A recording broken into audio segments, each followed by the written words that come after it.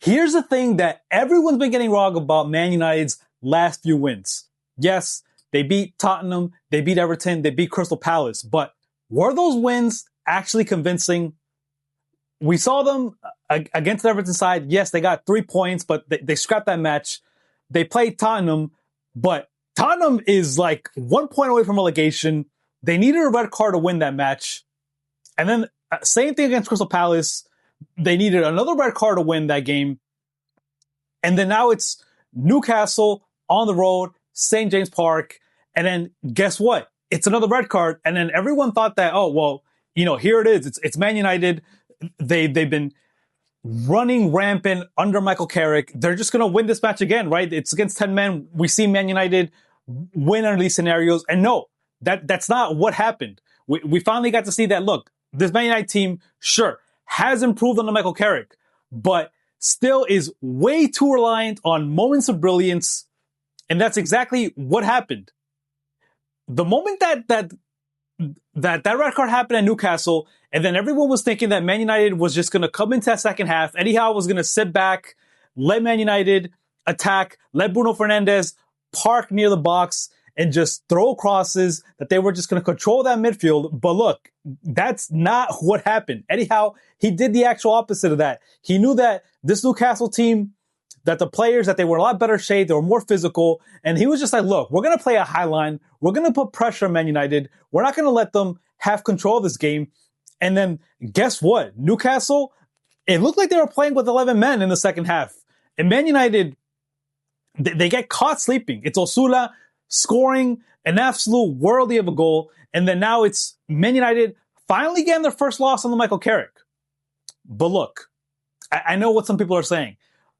Look, it's Michael Carrick. He's an interim manager. He should never gave him the job, right? Oh, comparing him to Ole Gunnar Solskjaer, how even Ole Gunnar Solskjaer could have an impressive run of matches. But look, that's beyond the point. And no, I'm not ready to say that just because Michael Carrick has finally gotten his first loss as a Man United manager, that all of a sudden that he should not be strongly considered for this role, and that all the Carrick haters and all the Amorim stands should be saying like, look, see, we told you. No.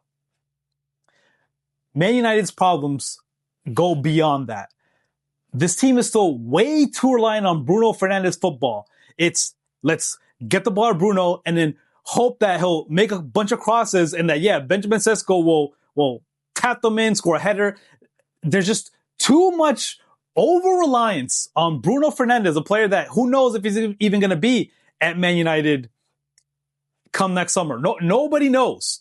But what we saw over the last couple of weeks and what we learned from Man United is that this team has a lot of great talent on the team. It's got Mbomo, Cunha, Sesko, a lot of great players. But when it comes down to actually winning, yes, they're winning those matches, but it's about how well this team is actually playing. Because over the course of those last few matches, yes, United have been getting results, but it's been very, very reliant on just those special moments that only a player like Bruno Fernandes can create those clear chances. And in Man United, obviously being able to finish those chances, but when the script goes completely out of the way, and then you're playing against a Newcastle team it's more physical, it all collapses. And if you're pointing to like, who do you blame for all this? I got to point the fingers at ownership, because we've been hearing for a long time that this Man United team needs to bring on another midfielder, that they've been lacking some experience there. Casemiro could potentially be leaving. I mean, he is leaving in the summer, so they're going to have to replace him. And there's also been about how these players, Carrick's been letting them rest more. And then there's just a lot going on with this Man United team. And Michael Carrick should still definitely be strongly considered. But if we're looking at what I've been hearing, at least according to Ben Jacobs, there's other managers that Man United have been considering. I heard De Zerbi's name been thrown there. I heard Roberto Martinez, which I would be very shocked if they went after Roberto Martinez, especially after his poor stint at Belgium. I did hear that they're not looking at Carlo Ancelotti. So there's definitely other managers out there, but I still think that it's way too soon to just say, well, look, Michael Carrick, he gets his first loss. That's it. Like, I know there's only 10 games left, that he's not in prime position to be the manager. I think that that's overblown. I think that this Man United team has a lot of talent, and Carrick has only been in charge for a couple games, but we do need to pump the brakes a little bit here and not just get too carried away and say that, yeah, this Man United team is ready to compete for the Premier League. But where do Man United actually go from here? Because there's only 10 games left in the Premier League. And if we're just looking at the table, they're only 3 points ahead from 6th place. So you've got they got to play Aston Villa, and Aston Villa, they're going to be ready for this match. They just got their ass beat against the Chelsea team 4-1. They're going to be ready up for this match. Then Man United have to play Bournemouth, Leeds, and then they're on the road against Chelsea. So they've got a run of some tough matches there. And if you're looking at the table, we've got Liverpool sitting in 6th, Chelsea in 5th, Villa in 4th.